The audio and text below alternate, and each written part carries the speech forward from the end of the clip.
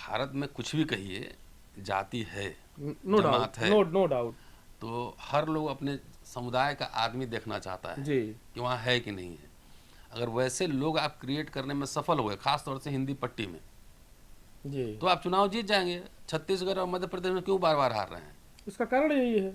वहाँ कोई दिखता ही नहीं है कि एमएलए एमपी होना अलग चीज़ है जी और लीडर होना अलग चीज़ है। भाई अभी ना आपने देखा कि 2 अप्रैल 18 का जो आंदोलन था एट्रोसिटीज एक्ट वाले जी, इशू पर, या 2019 का जो आंदोलन था रोस्टर के इशू रोस्टर पर, मूवमेंट, तो इसको लीड कौन कर रहा था? एक्टिविस्ट लोग लीड कर रहे थे। एक्टिविस्ट लोग ही लड़े और जीते भी। चाहे गांधी की यात्रा हो, बाबा साहब अम्बेडकर की यात्रा हो, चाहे जवाहरलाल नेहरू की हो, कोई भी यात्रा हो, या इवन हेट यात्रा, हेट यात्रा, जी समझ रहे हैं ना? जी जी, वो 90 के दशक में हुआ था। हाँ रथ लेकर निकले थे हरवाड़ी हाँ जी। हाँ। तो हेट यात्रा में भी लीडर्स, रीजनल लीडर्स पैदा हुए। जी, आखिर मोदी जी कब आए लाइमलाइट में? यात्रा से ही। यात्रा से। माइक माइक पकड़े थे हरवाड़ी जी का। हाँ, तो यात्राओं से, जैसे आप घूम रहे हैं तो जहाँ भी जाएं रीजन्स में, जैसे ईस्टर्न यूपी में जा रहे हैं तो वहाँ के कम्युनिटी लीडर्स बनाएं। यात्रा क्या है? यात्रा एक ट्रेनिंग प्रोग्राम है, समझ रहे हैं? तो राहुल गांधी को उसमें निश्चित रूप से उस आइडियोलॉजिकल क्लैरिटी हुई है। सोशल जस्टिस, कास्ट सेंसस की जो बात, भागीदारी की जो बात वो कर रहे थे, शायद कोई नेता भारत में नहीं कर रहा होगा, जी शायद कोई नहीं। जी, तो ये तो जो हुआ वैचारिकी में एक क्लैरिटी आई।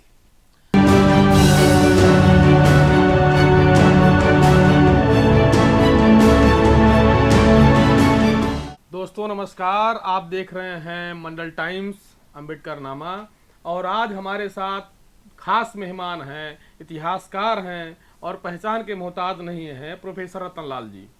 और हम आप आज चर्चा करेंगे आपसे विशेष मुद्दों पर। और चूंकि आप इतिहासकार हैं, इतिहास खुद को इतिहास का छात्र कहते हैं, जो अपने आप में बड़ी बात है कि जो यात्राएं हुई सर, हम पूरा जो है इतिहास में जाना चाहेंगे। गांधी जी की दांडी यात्रा रही, तो दांडी यात्रा से नेता पैदा हुए। चंपारण यात्रा रही, नेता पैदा हुए। अभी हाल ही में जो है 1 साल पहले से कहें शुरुआत हुई, और राहुल गांधी जी ने जो है भारत जोड़ो यात्रा की। भारत जोड़ो यात्रा पहले चरण में जो है कश्मीर से लेकर कन्याकुमारी तक, दूसरे चरण में मणिपुर से लेकर के मुंबई तक आयोजित की गई, जिससे नेता नहीं निकले। चुनाव तो हो गया, क्या यह यात्रा महज जो है चुनावी यात्रा थी? क्या यह यात्रा केवल अपनी छवि को बदलने के लिए थी? देखिए, क्या पर्पस था वो तो ऑर्गेनाइजर था, वो बताएंगे।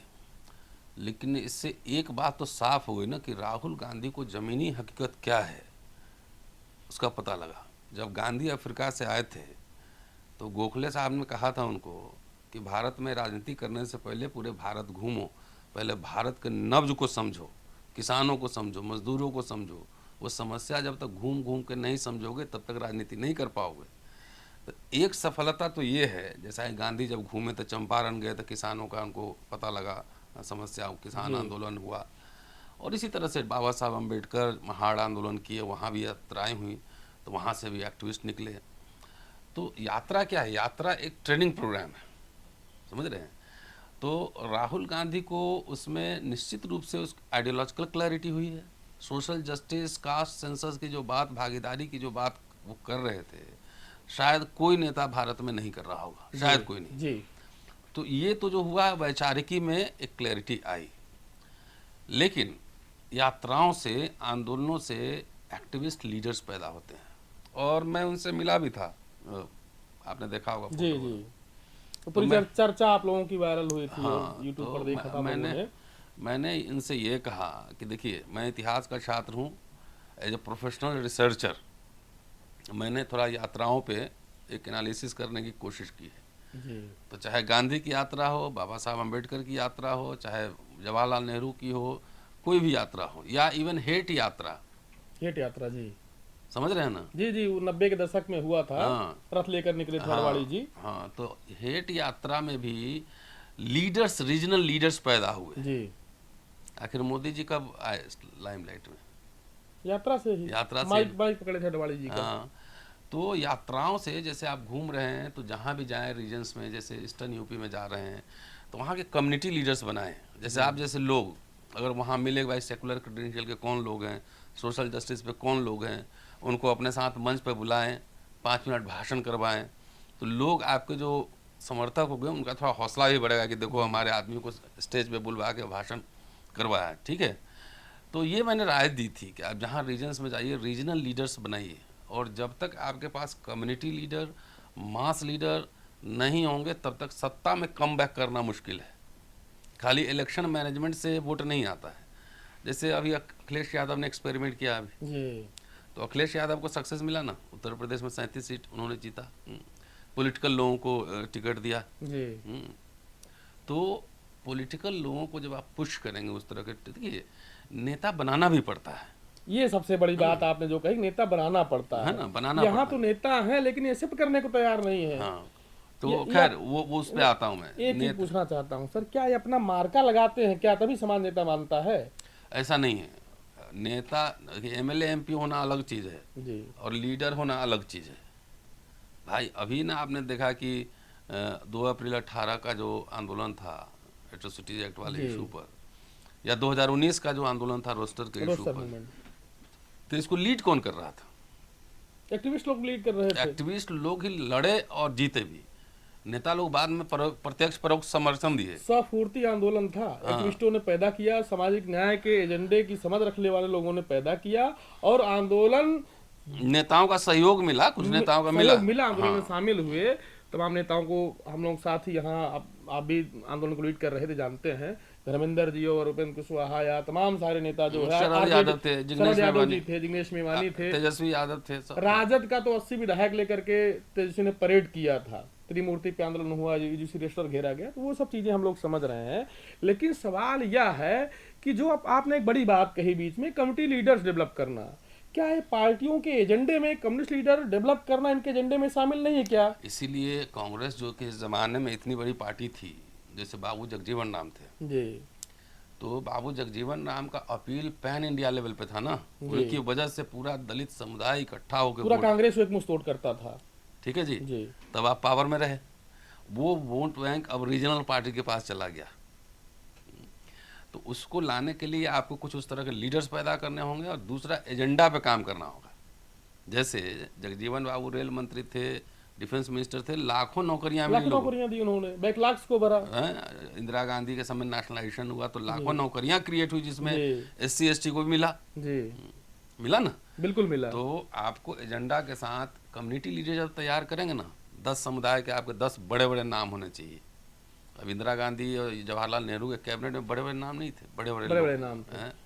तो मेरा ये कहना था कि जब कम्युनिटी लीडर्स बनाए ना, तो उसके माध्यम से लोग जुड़ते हैं। जी वही बात मान लिया, फर्ज कीजिए मैं लखनऊ में या कहीं एक प्रोग्राम में हूँ, जो बात राहुल गांधी वहाँ पे कह रहे हैं और वही बात मैं वहाँ पे कहूँ, तो इसका कुछ इफेक्ट जाएगा कि नहीं सोसाइटी में? बिल्कुल जाएगा। हैं? जो दलित पिछड़ा है उसको पर्सनली लेगा, वो तुरंत तो समझ जाएगा ना, उसकी भाषा में मैं कहूँगा ना। एक सवाल भी रहता है कि कांग्रेस अगर बोलेगी, कांग्रेस में जिसको लीडर बनाया हो वो बोलेगा तो उसका मतलब अलग होता है, और राहुल गांधी जी बोलेंगे तो अभी भी समाज जो है, मैं 24 में चुनाव में भाई था। आप देखिए, भारत में कुछ भी कहिए, जाति है, नो जमात डाउट, है, नो डाउट। तो हर लोग अपने समुदाय का आदमी देखना चाहता है जी कि वहाँ है कि नहीं है। अगर वैसे लोग आप क्रिएट करने में सफल हुए, खास तौर से हिंदी पट्टी में, जी, तो आप चुनाव जीत जाएंगे। छत्तीसगढ़ और मध्य प्रदेश में क्यों बार बार हार रहे हैं? इसका कारण यही है, वहाँ कोई दिखता ही नहीं है। और वहाँ देखिए यादव को चीफ मिनिस्टर बना दिया, ये एमपी में छत्तीसगढ़ में ट्राइब को बना दिया, तो उड़ीसा में भी ट्राइब बना दिया। तो सामाजिक न्याय के और भागीदारी के मसले से ही मोदी जी विपक्ष को निपटा देंगे। और इधर ये चेहरा बनाने से डर रहे हैं। हाँ, किसी दलित पिछड़े को हम चेहरा बना देंगे, जैसे लग रहा है इनका बहुत बड़ा साम्राज्य लुट जाएगा। हाँ, अभी जबकि अपोजिशन में, ये भय है, अपोजिशन में रहते हुए भय है। अब क्या भय है नहीं है मैं नहीं जानता कि पार्टी क्या ये रणनीति मेरा है। विश्लेषण है। देखिए, as a activist, as a student of history, हम लोग अपना एनालिसिस कर रहे हैं, जी है ना, कि मोदी जी ने उड़ीसा में एक ट्राइबल CM बना के, एक छत्तीसगढ़ में 2, उन्होंने मैसेज दे दिया। कैबिनेट अभी जो बना है 47 SC ST OBC माइनॉरिटी के, भले क्या काम करेंगे नहीं काम करेंगे छोड़ दीजिए, लेकिन दिखाने के लिए शो पीस में आ गया ना कि भाई इस जाति का भी, यहाँ का भी है, पब्लिक मैसेज जा रहा है ना, 25 राज्यों का भागीदारी करवाया उसमें, तो उससे एक इमेज तो जा रहा है ना। उस समुदाय में। जी। हम कितना भी बोले हैं कि आपके बच्चों का पढ़ाई का सवाल है, नौकरियों में नौकरियों का सवाल है। आरक्षण का सवाल है, भागीदारी का सवाल है, तो मेरी बात पता नहीं कितनी सुनेगा, लेकिन देख ले उसके जात का कैबिनेट मिनिस्टर है या सीएम है तो उसकी बात सुन लेगा, भले ही उसको डंडा पड़े, उसकी अपील हो जाती है। भले ही उसको डंडा पड़े, उसके सारे अधिकार छीन लिए जाएं, तब भी दलित पिछड़ा समाज की समस्या ही तो यही है, यही समस्या है, सबसे बड़ी समस्या है कि आप जो आपके मूलभूत जो जरूरतें हैं, शिक्षा, स्वास्थ्य, रोजगार, भागीदारी, नौकरी, वो प्रायोरिटी पे नहीं रहता है। प्रायोरिटी पे क्या रहता है? जात का नेता। और ये बात हमारे जाति का चेहरा दिखे। हाँ, ये बात आरएसएस बेहतर तरीके से समझता है। और ये 90 के दशक में ये बात हम कह रहे थे, जब हम स्टूडेंट थे तब कह रहे थे ये बात। वो तो मंडल कमीशन का दौर रहा, वो चेतना आरएसएस राजा बना देगा आपको, क्योंकि आप भारत की परंपरा में देखिए कई शूद्र राजा हुए, लेकिन वर्ण व्यवस्था जारी रहा, वर्ण व्यवस्था उसके पैरेलल चलता रहा। फिर अब राजा बन जाओ, लेकिन आपका काम क्या है? वर्णाश्रम धर्म की रक्षा करना। तो अब वो पीएम भी तो मोदी जी बन ही गए, इतने सारे सीएम में तो हल्ला क्यों हो रहा है शिक्षा रोजगार पर? तो ये लीला जो है ना, ये समझना पड़ता है, डायनेमिक्स इसको बोलते हैं जी। कि आप अपने जात का नेता देख के खुश हैं। तो आपने पिछले एपिसोड में हम लोग बात की थी ना कि अखिलेश जी त्रिस्तरीय आरक्षण ही नहीं समझ पाए, जो कि वो उनके वोट बैंक को सीधा इफेक्ट कर रहा है। 11 साल लग गए समझने में, नहीं तो चलिए कोई नहीं, दे रहा है दुरुस्त है, जब समझ आए तब बेहतर। तो ये मेरी समझ है। ये नेता कितना सुनेंगे, कितना मानेंगे, नहीं मानेंगे, वो हम नहीं जानते, लेकिन अपनी समझ तो विभाग तरीके से जितना मेरे 2000 सुने, 1000 सुने, अपनी बात में रख ही देता हूँ। एक सर सवाल दिमाग मेरे बार बार कहता है कि अगर आप जो है 80 के दशक में जाएं, उत्तर प्रदेश के चीफ मिनिस्टर हुआ करते थे रामरेश यादव जी, और उन्होंने उस दौर में जब मंडल कमीशन नहीं फॉर्म हुआ था, तब उन्होंने पिछड़ों को 15% आरक्षण दे दिया। उसके पहले कर्पूरी ठाकुर भी, वो यूपी की मैं बात कर रहा हूँ, कर्पूरी ठाकुर जी ने तो दिया था, वो उसके बाद इनके दिमाग में जहन में आया होगा। तो ये बड़ी बात है कि उत्तर प्रदेश में उन्होंने 15% पिछड़ों को आरक्षण दे दिया, प्रमोशन रिजर्वेशन दे दिया, लेकिन कोई भी पिछड़ा ये कहने को तैयार नहीं है कि 80 के दशक में उन्होंने इतना बड़ा काम किया था। अरे इसके लिए रिसर्चर रखना पड़ता है ना, आंकड़े चाहिए, प्रोसीडिंग चाहिए। इवन कांग्रेस भी नहीं साबित कर पाती है। भाई अभी आप देखिएगा तो हम लोग लगातार इंदिरा गांधी का नाम ले रहे थे अपने वीडियोस में, भाषणों में। पहली बार देखिएगा ना, कांग्रेसी सब इंदिरा गांधी का नाम लेने से भी डरता था, लेकिन प्रियंका गांधी इस बार ली है नाम। जी जी लिया। एक जगह मैंने कह दिया ना कि thanks Pandit Nehru for the first smart city Chandigarh ji, तो वो चर्चा में आ गया, चर्चा में आ गया। तो इसके लिए रिसर्च करना पड़ता है, आइडिया का जर्मिनेशन करना होता है, और एक एक आइडिया डेवलप करने में हो सकता है महीनों लग जाए। जो आपने कहा कि ये जैसे रामरेश यादव जी के कार्यकाल के बारे में अगर कांग्रेस और समाजवादी धड़े के लोग अगर ये बताएं तो एक पॉजिटिव मैसेज नहीं जाएगा एकदम कि हमारे लोग जो है उस दौर में, जब आप सोचिए उस दौर में जब नारा गढ़ा, जब इन्होंने रिजर्वेशन लागू किया तो एक नारा लगाया गया, गालियां दी गई, भैंसों के ऊपर रामरेश लिखा गया, रामरेश यादव गद्दी छोड़ो जाकर अपनी भैंस चराओ, कर्पूरी ठाकुर जी की माँ तक को गाली दी गई, कर्पूरी कर्पूरा उठा सुरा क्या क्या कहा गया। तो इस तरह की गालियां जो दी गई, उसके बाद भी हमारा पिछड़ा समाज, हमारा दलित पिछड़ा समाज अपने समाज के जो संसदीय लीडर्स रहे, जो उन्होंने काम किया, उनको अप्रिशिएट क्यों नहीं करता है? इसलिए ना कितने लोग ये सब बात जानते हैं, रिसर्च करके बार बार आपको बोलना पड़ेगा, याद दिलवाना पड़ेगा, मासेज याद नहीं रखती है। अब बार बार बोलिएगा तब ना कि कर्पूरी ठाकुर थे, रामनरेश यादव थे, या जगदेव बाबू थे, तो आपको तो इसलिए प्रोफेशनल रिसर्चर्स की जरूरत होती